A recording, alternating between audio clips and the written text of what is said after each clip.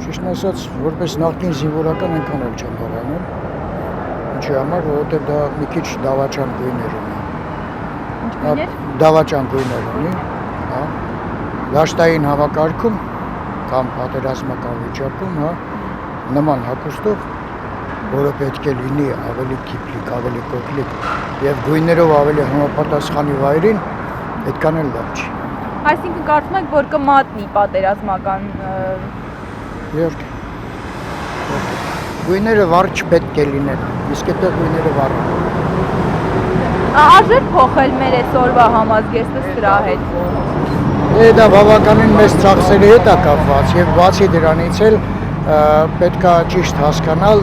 զինվորականի կեցվածքը, զինվորականի դիրքը, զինվորականի նշանակությունը, որովհետեւ գոյություն ունեն, հա, պաշտոններ եւ կոչումներ, իսկ դրանք իրանց հերթին պետք է արտահայտված լինեն։